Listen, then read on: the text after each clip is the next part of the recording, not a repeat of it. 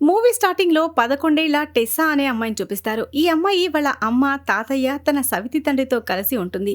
Tessa వాళ్ళ అమ్మ, వాళ్ళ స్టెప్ ఫాదర్ ఇద్దరు వేర్వేరు ఆఫీసుల్లో పనిచేస్తూ ఉంటారు. వాళ్ళు చాలా రిచ్ ఫ్యామిలీ. వాళ్ళు టెస్సాకి ఎక్కువ టైం కూడా ఇవ్వలేరు. అందుకే ఆమెను చూసుకోవడానికి ఒక బామ్మని కేర్ టేకర్‌గా పెట్టుకుంటారు. ఆ బామ్మ తన బాగోగులు చూసుకుంటుంది. బ్రేక్‌ఫాస్ట్ చేయిస్తుంది, స్కూల్లో దింపేస్తుంది. ఇంకా ఇంట్లో మిగతా పనులు కూడా చూసుకుంటుంది. టెస్సా వాళ్ళమ్మ, వాళ్ళ నాన్న ఇద్దరూ విడాకులు తీసుకున్నారు. అందుకే టెస్సా ఇప్పుడు తన సవితి తండ్రి ఇంట్లో ఉండాల్సొస్తుంది. ఆమె తన సొంత తండ్రిని చాలా మిస్ అవుతూ ఉంటుంది. అందుకే ప్రతిరోజు ఉదయం నిద్ర లేవగానే తన కోసం తన తండ్రి తీసిన డాక్యుమెంటరీని టీవీలో చూస్తూ ఉంటుంది. అలా కొద్దిసేపైనా తన తండ్రి జ్ఞాపకాల్లో గడపాలని ఆమె ఆశ. టెస్సా తన తండ్రిని చాలా మిస్ అవుతుంది.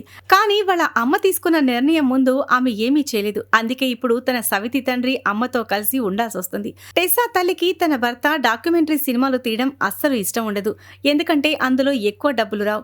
అందుకే ఆమె అతనికి విడాకులిచ్చేసి బ్రూనో అనే ఈ స్టెప్ ఫాదర్ని పెళ్లి చేసుకుంటుంది. కానీ టెస్సాకి వాళ్ళ నాన్నంటే ఎంత ఇష్టమంటే బ్రేక్ఫాస్ట్ టేబుల్ దగ్గర కూడా తన నాన్న తీసిన డాక్యుమెంటరీని చూస్తూ ఉంటుంది. టెస్సా తన బామ్మతో చూడు, మా నాన్న కొత్త డాక్యుమెంటరీ తీశారు అని చెప్తూ ఉంటుంది. అది చూసి ఆ బామ్మ కూడా చాలా బాగుందని చెప్తుంది. కొద్దిసేపటి తర్వాత జాగింగ్ చేసి వాళ్ళ అమ్మ అక్కడికి వస్తుంది.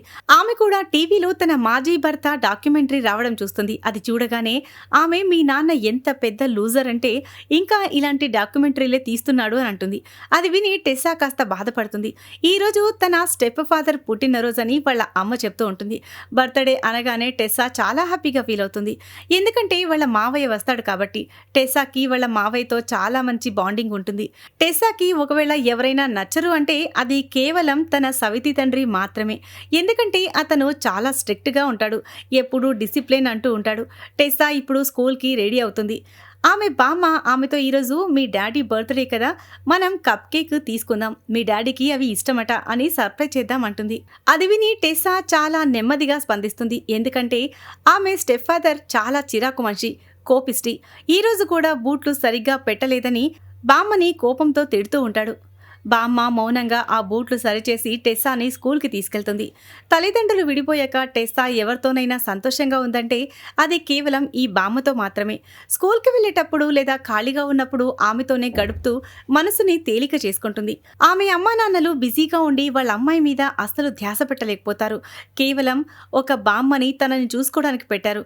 కానీ తల్లిదండ్రుల లోటుని ఎవ్వరూ తీర్చలేరనేది వాళ్ళకి తెలీదు. టెస్సాకి స్కూల్లో కూడా చదువు మీద పెద్దగా ధ్యాస ఉండదు. ఇప్పుడు టెస్సా స్కూల్ నుంచి ఇంటికి వచ్చి హోంవర్క్ చేసుకుంటుంది. అప్పుడు బయట ఎవరో వచ్చిన శబ్దం వినిపిస్తుంది. అది వాళ్ళ మావయ్య గొంతని గుర్తుపట్టి టెస్సా చాలా సంతోషపడుతుంది. వాళ్ళ మావయ్య అంటే టెస్సాకి చాలా ఇష్టం. ఆయనతో చాలా క్లోజ్గా ఉంటుంది. ఆమె తన హోంవర్క్ తన మావయ్యకి చూపిస్తుంది. అక్కడ ఒక పాట ప్లే అవుతూ ఉంటే ఆమె మావయ్య వాల్యూమ్ పెంచుతాడు. ఈ పాటకి టెస్సా కూడా మావయ్యతో కలిసి డాన్స్ చేయడం మొదలు పెడుతుంది. బామ్మ కూడా వాళ్లతో కలిసి జాయిన్ అయ్యి చిందులేస్తూ ఉంటుంది. టెస్సాని తన మావయ్యని చూస్తుంటే వాళ్ళిద్దరూ ఎంత క్లోజ్గా ఉన్నారో అర్థమవుతుంది. బహుశా తన తండ్రి స్థానాన్ని ఆమె మామయ్యలో వెతుక్కుంటుందేమో. వాళ్ళిద్దరూ ఎంజాయ్ చేస్తూ ఉంటే అప్పుడే టెస్సా స్టెప్ ఫాదర్ కూడా అక్కడికి వచ్చేస్తాడు. వాళ్ళు డాన్స్ చేయడం చూసి కోపంతో పాట ఆపేసి ఏంటిక్కడ ఏం జరుగుతుంది అని అరుస్తూ ఉంటాడు. అప్పుడు ఆమె మామయ్య అతనికి హ్యాపీ బర్త్డే చెప్తాడు. అప్పుడు కానీ స్టెప్ డాడీకి గుర్తుకు రాదు ఈరోజు తన పుట్టినరోజని. దానివల్ల జనం ఇక్కడికి వచ్చారని దాంతో కాస్త కూలైపోతాడు. కానీ అతన్ని చూడగానే టెస్సాలో ఉత్సాహం చచ్చిపోతుంది. మళ్ళీ దిగులుగా మారిపోయి గదిని శుభ్రం చేయడం మొదలు పెడుతుంది. అతనంటే ఆమెకి లోపల అంత భయంగా ఉంటుంది. రాత్రైపోతుంది. స్టెప్ ఫాదర్ బర్త్డే పార్టీ ఏర్పాట్లు పూర్తవుతాయి. చాలా మంది గెస్టులు కూడా వస్తారు. అందరూ మాట్లాడుకుంటూ ఉంటారు. టెస్సా మావయ్య ఆమె స్టెప్ ఫాదర్ తో మాట్లాడుతూ వచ్చేసారి మారథాన్కి మా చెల్లిని తీసుకెళ్తాను, తాను బాగా పరిగెడుతుంది అని చెప్తాడు. దానికి అతను సరే అంటాడు. అయితే అతను నేను కూడా రన్నింగ్ స్టార్ట్ చేయాలి అని అతనితో చెప్తాడు. కాసేపటి తర్వాత ఆమె మావయ్య అక్కడి నుంచి వెళ్ళిపోతాడు. మిగతా గెస్టులు కూడా వచ్చి అతనికి శుభాకాంక్షలు చెప్పి గిఫ్ట్లు ఇస్తూ ఉంటారు. కానీ ఈ పార్టీలో టెస్సా ఎక్కడా కనిపించదు. ఆమె ఒక మూలన ఉన్న ఫిష్ బౌల్ ముందు కూర్చుని తన జీవితాన్ని అందులో రిఫ్లెక్షన్ లా చూసుకుంటూ ఉంటుంది. ఆ చిన్న తొట్టిలో చేప ఎలా బందీగా ఉందో టెస్సా కూడా తన తండ్రి పెట్టిన ఆంక్షల మధ్య అలా బందీగా అయిపోయింది. ఇల్లంతా పార్టీ జరుగుతూ ఉన్నా ఆమె మాత్రం ఆ ఆఫీస్ లాంటి ఇంట్లో ఒంటరిగా ఉండిపోతుంది. డిప్రెషన్లోకి వెళ్తున్నట్టుగా ఉంటుంది. ఆమె మావయ్య ఆమె దగ్గరకొచ్చి ఆమెను ఆ ఆలోచనల నుంచి బయటికి తీసుకొస్తాడు. అతను కూడా ఆ ఫిష్ బౌల్ని చూస్తాడు. అది డైరెక్టర్ పెట్టిన ఒక మోటాఫర్. ఆ అమ్మాయి జీవితం ఎంత చిన్న గదిలో బందీ అయిపోయిందో చెప్పడానికి. మామయ్యకి అర్థమైపోతుంది టెస్సా ఇక్కడ సంతోషంగా లేదని. అందుకే అతను పార్టీలో టెస్సా స్టెప్ఫాదర్తో ఎక్కువగా మాట్లాడు. కానీ ఆమె స్టెప్ఫాదర్కి ఇవేమీ పట్టవు. అతను తాగుతూ నవ్వుతూ గెస్టులతో ఎంజాయ్ చేస్తూ ఉంటాడు. టెస్సా ఒంటరిగా కూర్చుని డిప్రెషన్లోకి వెళ్తున్నా అతనికి అనవసరం. టెస్సా వాళ్ళ అమ్మ ఆమెను బెడ్రూమ్కి తీసుకెళ్లి పడుకోబెడుతుంది. గుడ్ నైట్ చెప్పి టెస్సాని మళ్ళీ ఒంటరిగా వదిలేసి పార్టీలోకి వెళ్ళిపోతుంది. ఆమె తల్లికి టెస్సా నవ్వు కనిపిస్తుంది కానీ దాని వెనక ఉన్న బాధ కనిపించదు. బయట అందరూ డిన్నర్ ఎంజాయ్ చేస్తూ ఉంటే లోపల టెస్సా మాత్రం తల్లిదండ్రులు ఉండి కూడా అనాథల టెడ్డీ బేర్ పట్టుకుని పడుకుంటుంది. బహుశా నాన్నని తలుచుకుంటూ నిద్రపోతుంది. పార్టీ అయిపోయిన తర్వాత అందరూ ఎవరిళ్ళకి వాళ్ళు వెళ్ళిపోతారు. టెస్సా తల్లి కూడా నిద్రపోతుంది. కానీ ఆమె స్టెప్ఫాదర్ మాత్రం ల్యాప్టాప్లో ఏదో చూస్తూ ఉంటాడు. అది టెస్సా చూసిన అతని మనసులోని వికృత రూపం. అతను లేచి టెస్సా గదివైపు వెళ్తాడు. కాసేపు వెళ్ళాలా వద్దా అని ఒక విచిత్రమైన గందరగోళంలో ఉంటాడు. ఒక తండ్రి స్థానంలో ఉన్నవాడు అలా ఎందుకు ఆలోచిస్తాడు? మనసులో తప్పుడు ఆలోచన ఉన్నవాడే అలా ఆలోచిస్తాడు. మొదట ఏదో ఆలోచించి మెల్లగా తలుపు తీసి లోపలికి వెళ్తాడు. గాఢ నిద్రలో ఉన్న టెస్సా దగ్గరికి వెళ్ళి ఆమెను చూస్తాడు. తర్వాత ఆమె మీద ఉన్న దుప్పటి తీసేస్తాడు. టెస్సా ఇంకా గాఢ నిద్రలో ఉంటుంది. స్టెప్ఫాదర్ ఇప్పుడు ఆమె పక్కన కూర్చుని ఆమెను తాకడం మొదలు పెడతాడు. దాంతో టెస్సాకి మెలకు వస్తుంది. ఏం జరుగుతుందో అర్థం కాదు. కళ్ళ ముందు ఆమె స్టెప్ఫాదర్ని అలా చూసి షాక్ అయిపోతుంది. కానీ ఆమె ఎంత భయపడుతుందంటే కనీసం అరవలేకపోతుంది. ఆమె కళ్ళు మూసుకునే ఉంటుంది. ఎందుకంటే ఆ దృశ్యాన్ని ఆమె చూడలేదు. ఆమె తన మామయ్యతో గడిపిన కొన్ని క్షణాలను గుర్తు చేసుకుంటుంది. ఎందుకంటే ఆమె తన స్టెప్ఫాదర్ ముందు ఏమీ మాట్లాడలేదు. అందుకే ఆ క్షణం నుంచి తప్పించుకోవడానికి ఆమె మామయ్యతో గడిపిన ఆ మంచి క్షణాలను కళ్ళు మూసుకుని గుర్తు చేసుకుంటూ ఆ రియాలిటీ నుంచి పారిపోవడానికి ప్రయత్నిస్తుంది.